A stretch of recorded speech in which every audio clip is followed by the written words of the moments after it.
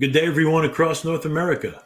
This is John Garmendi with Sony's Professional Solutions of America, welcoming you back to our series of ongoing Tech Tuesday AV Solutions webinar and our new InEvent platform.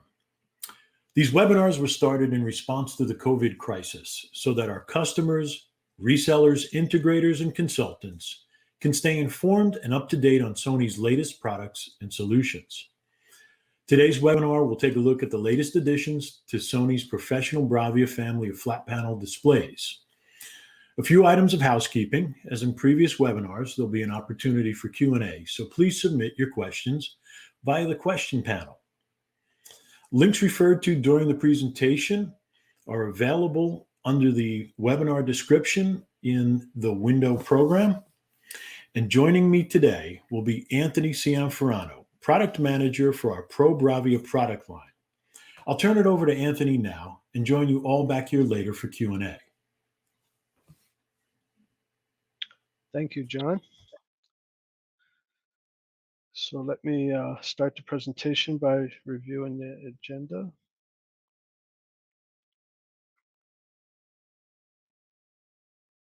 Hang on a second while the slide advances. There we go. So we're going to start off with a couple news bulletins, if you will, with the BZ40H series.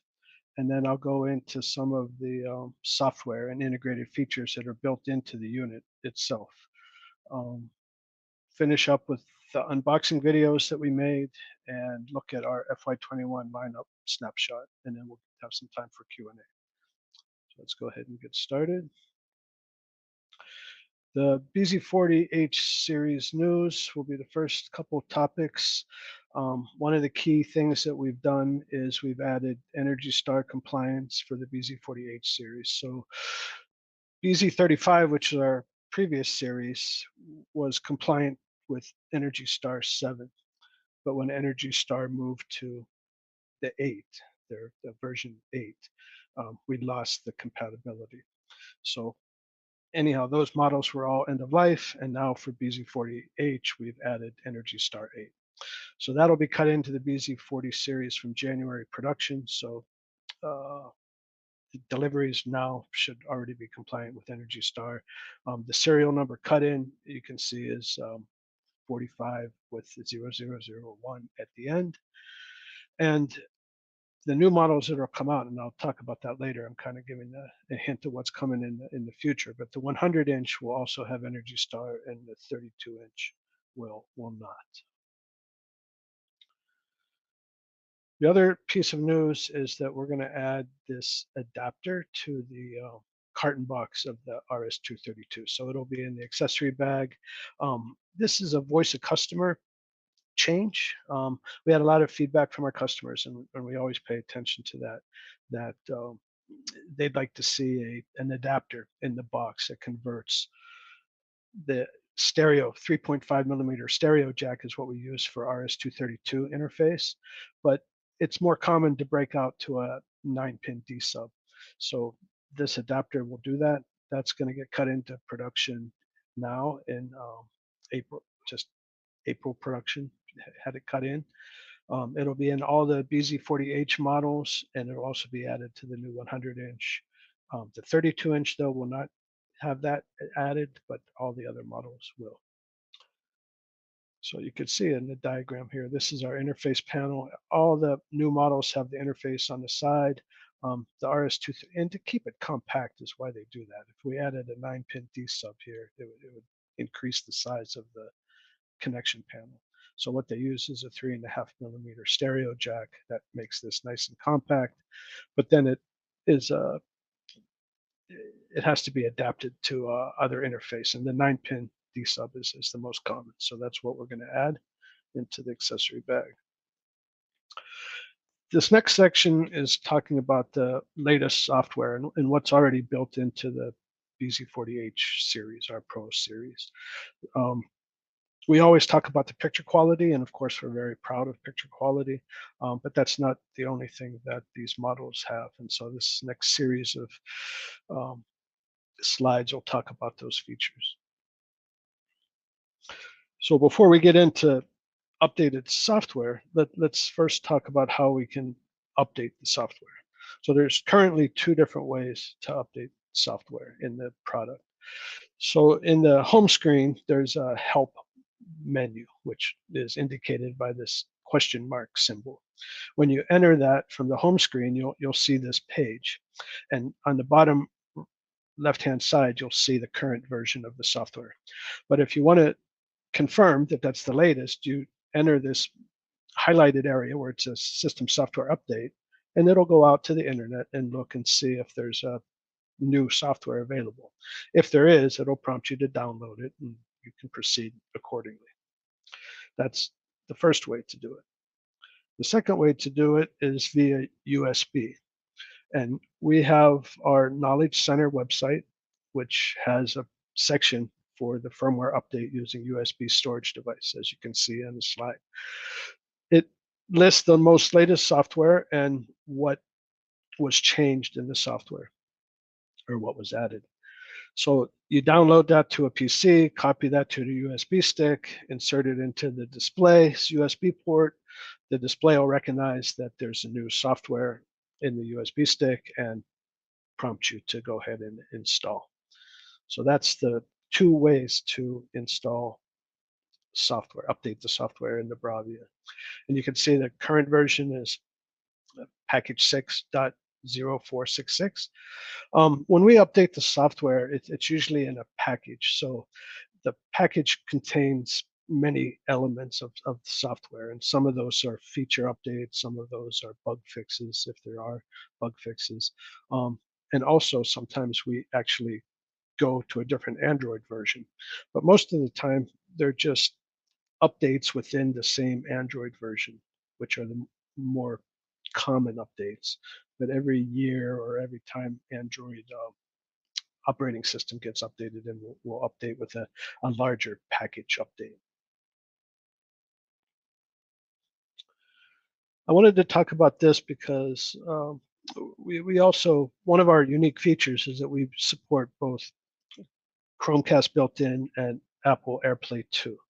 And why I wanted to point this out, because people recognize those as being mobile device ways to present from a mobile device. And that's definitely true. We can do that from an Android device or from an iPhone, for example, or an iPad. But the other thing that is more common in business is being able to mirror from a PC. So there's a way to do that with the Chromecast, and I wanted to show you how easy that is to do here. So within the Chrome browser, there's a icon here on the right-hand side where the number 1 is pointing to. You click that open, you select Cast, and then you select Cast to Desktop, and that will cast, just like it says, it'll cast your desktop to the display. And it's very easy to use and very reliable. So I wanted to point that out so that we're not only able to do this from mobile devices, but we're also able to do this from a PC, which is more common in a business environment. Bravia Meeting Free is one of the features that's built into the Bravia display. So it's enabled in the Pro Settings menu, and it's an app that gets installed once you enable it, and it allows you to configure the home screen so that it becomes the standby screen with no signal.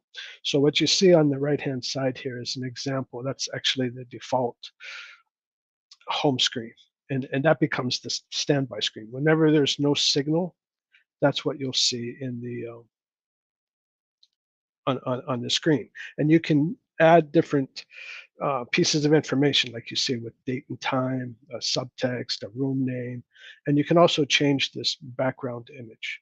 So I've put links at the bottom of all these slides, and you can get to you don't need to worry about it on each slide. You can get to that in the webinar description, as John mentioned, underneath the video player. But what I've included in those links is a little app that lets you change this default background to whatever image or video that you want to put there, which leads me to the next slide, which is the use case example that University of Central California did. They really liked this feature, but they wanted to change the background and use more campus-oriented images and videos. So that's what they did with the little application that we provided for them, and they were able to put the campus imaging. So once again, what you're looking at there on the screen is actually the standby screen. There's no signal attached at this point. What this function, this feature, Bravia Meeting Free, also does is allows you to auto detect the input. So once students would gather around this table and connect their HDMI connection to the breakout port here, it would automatically recognize the signal and put that signal up on the screen. So that was very handy. And then other students who could connect to this multi-port HDMI breakout, then last input would always go on the screen. So it automatically switches input to, is what I'm trying to say here. So auto input switching and input detection is available. It has a power off feature. So it's very feature rich. It's included in the product. So um, you can use that as you want to. Another feature that's built into the Pro Settings menu into the Startup Services is a multi-display feature. So this allows you to create a video wall. And so there's two different ways to do the video wall. There's the simple mode, which is your traditional 2x2, 3x3, 4x4 video walls. It goes up to 5x5. And then there's also an advanced mode, which allows you to do this asymmetric type of video wall, where you can actually determine what resolution or what part of the image goes onto each display in the wall. So that's built into the unit. You enable that once again in the Pro Settings Startup Services, and then you're able to do this. So it divides the input according to the position of the display, and it does this without an expensive video wall controller. What it does require, though, is a HDMI splitter, so you have to send the same signal to each display in the wall configuration, and then you use the application to determine what part of the video gets assigned to each display. I also put on here the bezel width of the BZ40H series. And I want to point out that these displays are not intended specifically for video walls. There's displays on the market that are intended specifically for video walls that have a much narrower bezel width than these does. That doesn't mean it can't be done. You can see that there's a couple examples here. It works very well. So I just want to point out that these displays are not specifically for video walls. However, it can be done with this feature. Here's an example of a typical 2x2 wall where you have the video source. In this case, it's a PC. It's outputting a single image into a distribution amplifier. The distribution amplifier sending the same signal to each of the displays in the wall. And then we use the application to assign which part of the video each display has. One point I want to mention here is that HDCP content needs to be handled if that's the content that you're using. If it's copy protected, a lot of distribution amplifiers won't pass that content. So just be aware of that if that's the source that you're using is HDCP protected content. Dicom Simulation is another feature that's built into the unit. It's accomplished with a Dicom Simulation player. It's available in the home screen of the apps menu. With this, you don't have to enable it. You just have to put the app onto the apps menu. So what it does is it applies the gamma curve to the HDMI input and simulates the grayscale standard display function, which is what is the important part for a display that's being used in a Dicom application. So once the app is open and the Dicom GSDF is enabled, you can toggle it on and off, and you can go back to the home screen. This can be applied to any of the HDMI inputs. And once, if you switched out of the input, then the Dicom curve is disabled. So you have to stay on the input basically. And I want to point out that this is a simulation mode, so it's not to be used for actual diagnosis, but it's perfectly acceptable for training and consultation purposes.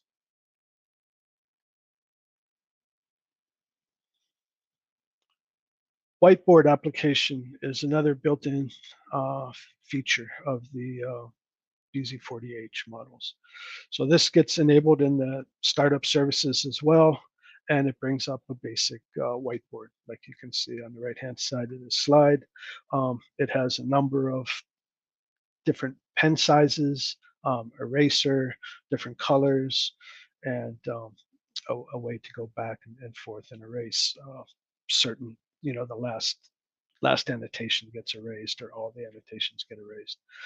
So this is a function that's built into the unit. Again, you enable it in the startup services, and it gives you a whiteboard. Now, in order to use this, it is you need to have some touch solution applied. So whether we use a third-party touch or a touch solution from Sony, this enables the functionality of the whiteboard.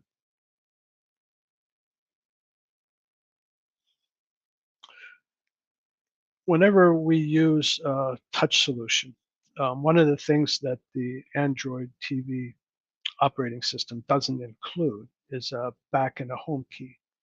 So this app is included in the unit and it allows you to install the back and home key. So if you look at your phone, right, you'll have a back and a home key, but Android TV doesn't have that. So that's what this app solves. It solves the app and home key. So you can go back. If you're in a menu, for example, and you're selected something and you want to back out of the menu, there's no way to do that natively. So this little app allows you to do that. Same with the home key. Um, Once you press that, you get to the home screen of the Bravia. The three little dots on the side of the icon here open up this secondary menu, which allows you to position the app on different areas of the screen, either in portrait, landscape, or different sizes. So that's what those three dots do. And then if you minimize it, it'll just appear as a little caret on the side of the screen. So you don't want this to, always be on top of the screen. It's very small, but it's still on top of the screen. So in order to minimize it, you get a little caret on the side, and that opens it up.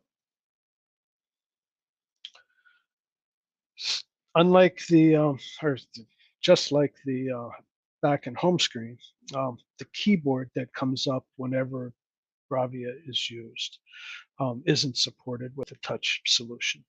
So what we've done is we've added a soft keyboard application into the startup services, and that allows you to use the soft keyboard input for any dialogue that requires alphanumeric characters to be inputted. So these slides that I'm referring to, the touch assistant, the touch keyboard, these have to do when there's a touch solution applied to the screen. And we will be expanding our touch solution portfolio soon. So stay tuned for that. So we'll talk about that coming up in the next webinar where we have some new touch solutions available. And going along the same lines with touch, our current implementation of the Bravia has a functionality where as soon as you touch the screen, it automatically turns on. And that's a nice feature, but it may not be desirable in all applications. So what they've done is they've added a wake on touch function.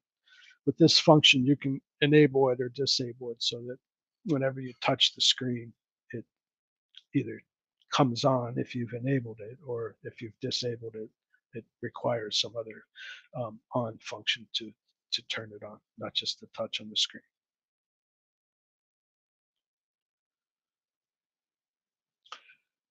So this is changing topics a little bit and talking about some of the efforts we've made to reduce our out of box concealed damage claims.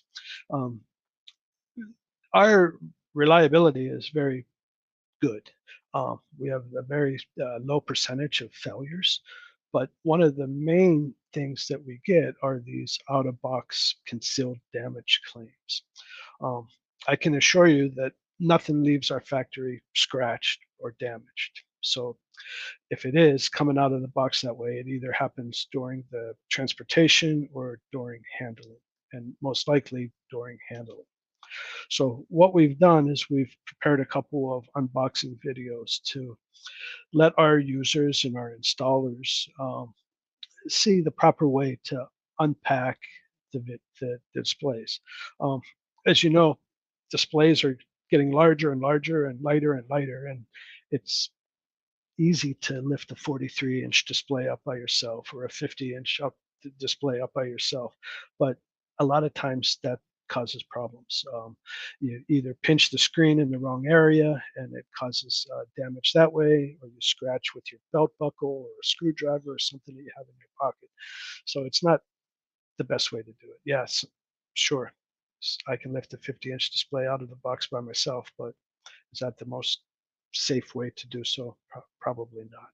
So that's what these videos explain. They show you how to unbox properly, how to attach the table stand feet, and then how to put it up on the table and lift it up properly. So the two different series that we have, there's two different videos. They're both basically the same, but they're different models. So we have two different videos. And then we also created a refresher course for unboxing. And this is very basic, but it just goes over the same points that I mentioned, the proper way to um, unbox and handle the display. So that's what this third link is. It's a link to a presentation that goes over the safe handling. Now let's get into our FY21 lineup. And before we do that, let's talk about some of the model names, our naming convention that we use. Some of you might not be familiar with it, but I'll explain. So we have a series that has a prefix of FWD, and these are a select series of displays that have the type of features that we want in our professional lineup, as well as the strong reliability. And then we back them with a 3-year commercial warranty. So those are what we call consumer crossover models, and they're indicated by an FWD prefix. With those models, you're also getting the intangibles of our professional support. So we have the excellent support staff that goes above and beyond what you would find in a consumer support area. And also our account managers and our channel partners all are trained and are knowledgeable about these products. So that's one of the things that are kind of intangible about the FWD series. FW is our dedicated B2B models. So those are also the BZ series. And these models are reliability tested for 24/7, portrait, tilt, and they're backed by a 3-year commercial warranty, and of course the same support and channel partners and the professional account managers that are on our staff. So that's the dedicated B2B models.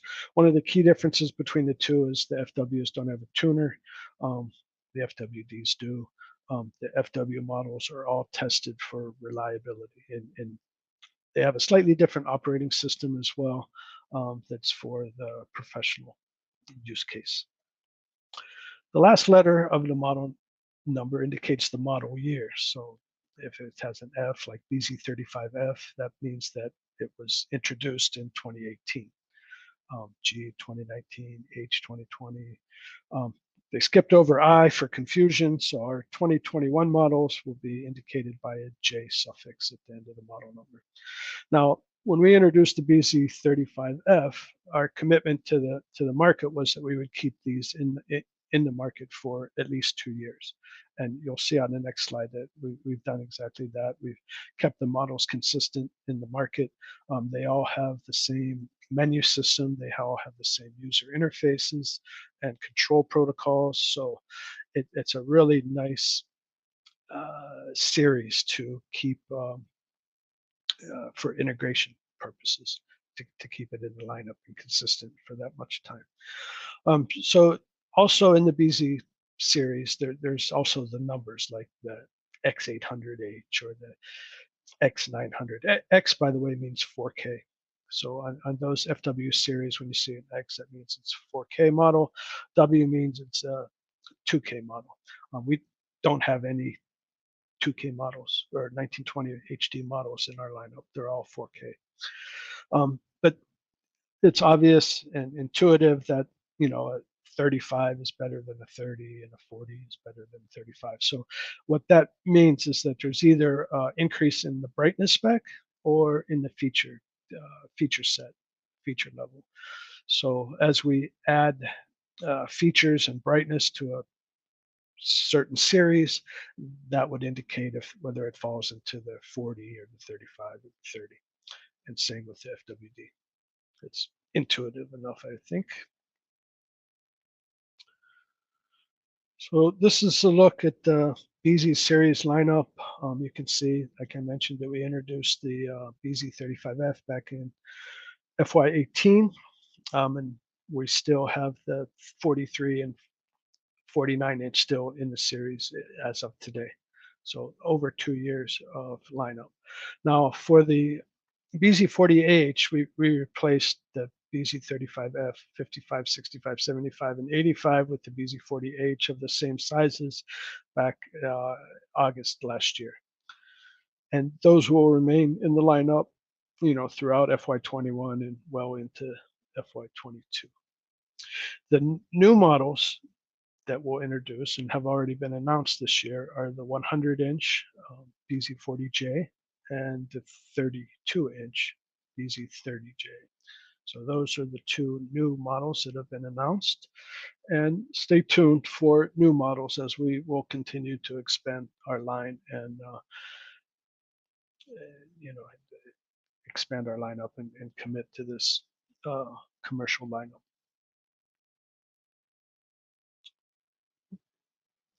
So the crossover Bravia lineup is here. We had the X800H series, 43, 49, 55, 65, 75, and 85. Those have just recently transitioned to the X81CH models. Spec-wise, they're exactly the same. There's just a cosmetic difference with the table stand feet. And so the new series, the current models, is this X81CH series. You also may have noticed that we have this M5 designation next to the models. What that means is that's the system on chip processor that we use in the model, and that's an internal Sony code name. But M5 is the top of the SoC series that we have in all of Bravia. So both the, if I go back, let's see. So the BZ35F had the older series, and now the new BZ40H has the M5, which is the top of the line SoC in all of Sony's lineup. Same with the X81CH. So let's give a little snapshot now on the new models. The 100-inch BZ40J, peak brightness 940 candelas per meter. Typical brightness is 600. It uses the full array LED backlight, direct LED full array system. It also features the new Cognitive XR processor, which is a state-of-the-art picture processor that Sony has introduced across several models. In fact, the whole series is called the XR series. And this processor is very sophisticated in the way it analyzes the picture and recreates accurate color, accurate sharpness, and scaling and everything for picture processing. All these models are 4K, as I mentioned earlier. They're tunerless. The 32 and the 100-inch will both start shipping with Android 10. And around end of June, they'll update the current models that are like the BZ40H models and the BZ35 models will get updated around the end of June to the Android 10 operating system. We feature the Pro mode, Pro settings, and Pro mode operation in all of our displays. That allows you to configure the display for certain behaviors, wake on signal, PC optimization, how to return from standby, what's the startup input source or startup application, and a whole list of features that are available in the Pro settings menu and operation in Pro mode. Chromecast and AirPlay 2 are both supported. I talked earlier about how to cast your desktop on a PC with Chromecast. Apple AirPlay is the new feature that's on all of our displays now, except for BZ35. 24/7 portrait landscape. Landscape, of course, is normal for a display, but portrait and tilt are not. We're in reliability testing right now. Those are the targets. I fully expect us to validate 24/7 and portrait and tilt, and we'll announce that as soon as that's available. But that just emphasizes the point that we don't just tag those names onto the display. They're actually reliability tested and confirmed that they can work in that orientation or that use case operation. This is a more look at the BZ40J's appearance. It'll feature carrying handles on the back. Um, all the inputs are on the side, as I mentioned earlier. No Sony logo on the front, which is one of the things that our customers asked for. They want more of a generic looking front bezel, which we've provided, and we've put the Sony logo on this side. You can see the bezel width, it's uniform all the way on all sides, top and bottom, 28 millimeters, and it uses an all aluminum bezel. We also include a table stand with this unit. I know some of our competitors may not include a table stand. It's an optional accessory. With ours, we include a table stand. And then the highlight points really can be categorized into these three different columns. Picture quality, which is emphasized by our XR processor, and these four new features, the XR Triluminous Pro, which is our wide color gamut feature, a contrast and booster, called XR Contrast Booster, the XR 4K upscaling, and XR Motion Clarity for motion compensation. So all of those features are built into this one processor, and that's a highlight of the 100-inch. You can look at some of the features of the cosmetic design, the even bezel, which I mentioned, the carrying handles, and then the wire management, the cable management accessories that are included.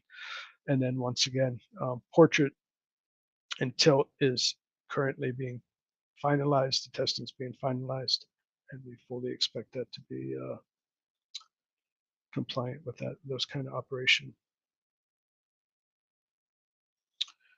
A snapshot of the BZ30J, the 32-inch, 300 candelas per meter. This is considered an entry model, so it's not as bright as our mid-range and as bright as the 100-inch.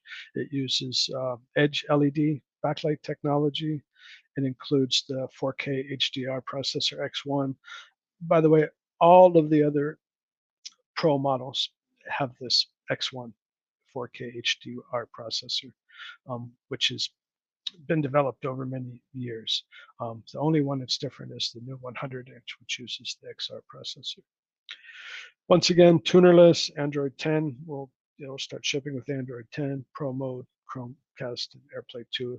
And again, this model is in reliability testing right now, and we should hear around the end of June whether we meet these. I fully expect that we will. So look at the 32-inch appearance. The bezel is, dimensions are here. The bottom is a little bit thicker than the sides and top. It's a plastic bezel, logo on the side. And let me advance one more slide to talk about another feature that it has is this AC adapter, AC-DC adapter. This is the only size in our whole lineup that uses this. Previously, our 43 and 49 inch, which is still current, but all the new models that will come out will not have a AC-DC adapter. The one exception is the 32 inch. And what they've done is they've supplied some accessories in order to mount it on the side. So there's the ability to recess it here in the cabinet, and they provide these ties and cable clamps that very neatly mount it into the side of the display. That's one of the cable guides, and you can see this channel here that allows you to run the cable along the bottom. So this will use some of the new features, including the Triluminous Pro feature, which is the wide color gamut. Again, it uses the X1 4K HDR processor. And in terms of B2B use, it has the 24/7 portrait, which they're testing right now. So that's it for the presentation. Now we can open it up to some Q&A. Oh, Anthony, thank you. There are questions in the chat, and we'll start right off with Michael. Michael asks, will any models, particularly the 100 inch, have any form of HDR?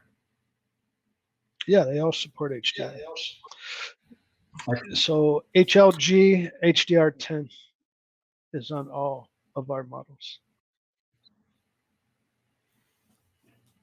Okay, question from Corey. He asks, he's asking about the weight on the new 100 inch model, and are there any special considerations for wall mounting it? It uses a standard Visa mount hole pattern, 600 by 400. It weighs just under 200 pounds. So when selecting of course, the Visa mount hole patterns are indicative of the weight and size of the display. So 600 by 400 is what the standard points towards for that size and weight of a display. But you'll have to make sure that whatever wall mount that you choose is capable of holding close to 200 pounds. Great. There's a question from Terry. Terry asks about updating the package software remotely. Is there any way to do so? Currently, no, but coming soon, yes. The software update that I mentioned coming around the end of June, that'll roll out the Android 10 package, has a startup feature called Web UI.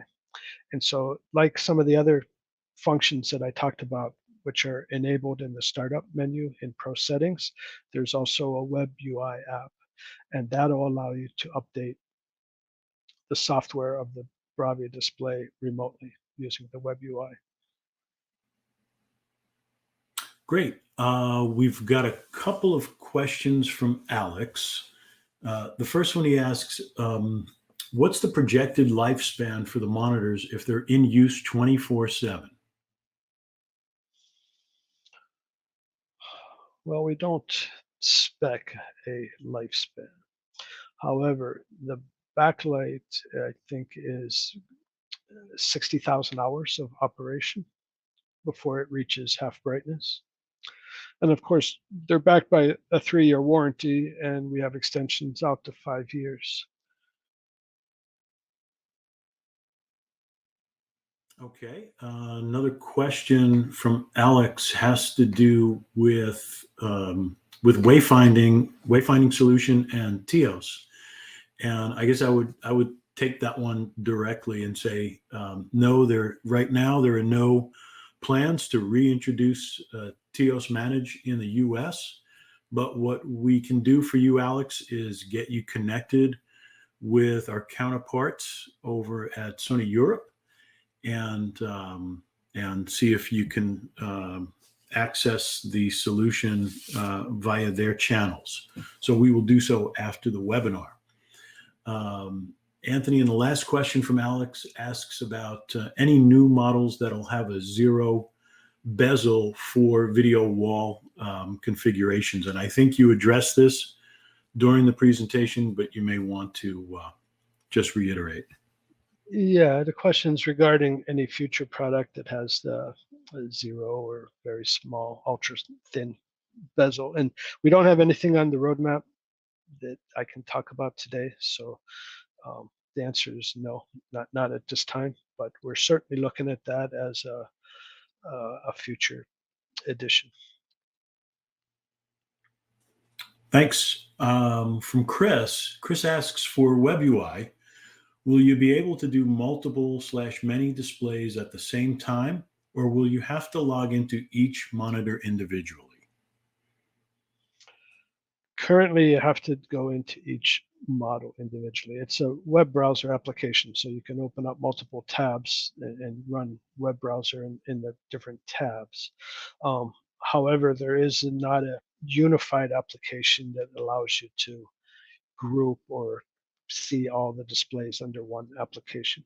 Um, of course, that's the next natural step, and we are asking Japan to work on that type of solution so that we can do things as a group and address multiple displays at once. That's the next step. Thanks, Anthony. Thanks, Chris, for the question. We always appreciate your feedback and input. Question from Gene. Gene asks, shipping dates for the 100-inch and 32-inch monitors. 100 inches end of June, and the 32-inch will be in the fall. Okay. Question from Ronald. How can the default home screen background be changed? So there's an application that allows you to do that, and I put that link into the resources, which I believe you can get to in the webinar description underneath the video player. So what you do is you determine what you want to use as a background, whether it be a JPEG image or a video, and you use the application to basically install that and replace the default image, which is the blue buildings look. That's what UCF did for their campus. It's in the resources, the link. There's a page included in the zip file that has all the instructions on how to do it. Question from Casey. Casey said you briefly mentioned future touch solutions. Can you provide any more detail? We're going to work with a very popular third-party company. I don't believe that we've announced it publicly yet, so I don't want to mention them, but they're a very popular touch solution integrator in the market. So we're going to start working with them, and they're going to provide a solution that includes the Bravia displays. Great. I think we might even be doing a Tech Tuesday highlighting those displays early next month. So stay tuned, everybody. Question from Valerie. When using the multi-display function, is there a remote control command to turn it off and have each display show individual inputs? That's a really good question, and that's one of the things that we've asked for. So there's discussion ongoing right now on how to accomplish that. So stay tuned. We should have a solution to do that. That's what a lot of people want to do. They want to use the video wall part of the time and then send individual signals to each display some of the other times. So we've had a couple different requests for that. We've communicated that to Japan, and they're working on a solution. Great. We've got a follow-up question from Chris. Chris asks, can the background image source be pointed at a URL? Yes, it can, as a matter of fact. However, there's some limitations. So I didn't mention it because you have to kind of understand the limitations. And I'm not a web designer, so I'll struggle through the explanation here. There's, I believe, a type of website that's called iframe and one that's called xframe. And if it's an iframe website, then the Bravia will not display it. And I might have those two reversed, um, but that's the limitation.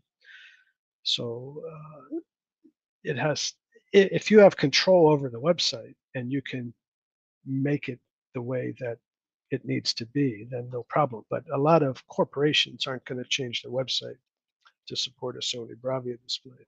So we kind of have a limitation there.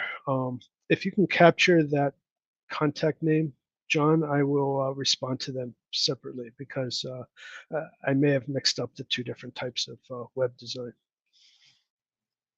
Yeah, absolutely, Chris. We will get back to you after the webinar and give you complete detail. Anthony Thomas writes in asking, does the 100-inch display include a table stand?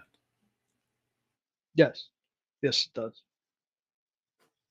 Great.